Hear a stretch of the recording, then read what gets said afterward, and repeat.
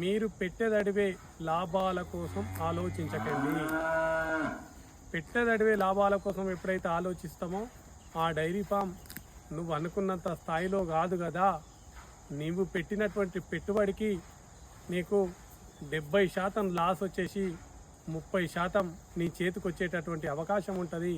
కనుక మీరు ఎప్పుడైనా సరే వాటికి పెట్టేటటువంటి మేతలో కానీ పెట్టేటటువంటి మరి వాటికి ఇచ్చేటటువంటి ఫీడ్లో కానీ మీరు కకృతి పడి ఈరోజు నాకు డబ్బులు వెళ్తలేవు, నాకు ఈరోజు లాభం వస్తలేదనే ఉద్దేశంతో మీరు వాటికి పెట్టేటటువంటి మేత తక్కువ చేసినప్పుడు అవి బక్కగా అయిపోయి అవి మనకేమవుతుందంటే మళ్ళీ మనం ₹1,00,000 తెచ్చినటువంటి ఆవును కానీ గేదెను కానీ 20 నుంచి 30 వేలకు అమ్ముకునేటటువంటి పరిస్థితి ఉంటుంది. కనుక మీరు ఎప్పుడైనా సరే ముందే లాభాల కోసం ఆలోచించకుండా మీరు కరెక్ట్ వాటికి ఫీడ్ ఇస్తే మీకు 4 లీటర్లు ఇచ్చేటటువంటి గేదె 5 లీటర్లు ఇస్తుంది, 5 లీటర్లు ఇచ్చేటటువంటి ఆవు 8 లీటర్లు ఇస్తుంది.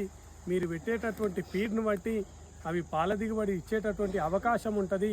ఒకవేళ మీరు కరెక్ట్ మేత దానా అన్నీ ఇచ్చుకుంటా కూడా మీకు ఏమైనా నష్టం వస్తే అంటే పాల దిగుబడి పెరగకపోతే అప్పుడు అదేమవుతుందంటే పాల దిగుబడి ఏదైతే ఆవు కానీ గేదె కానీ ఇవ్వకపోతే చాలా బలంగా తయారయ్యేటటువంటి అవకాశం ఉంటుంది.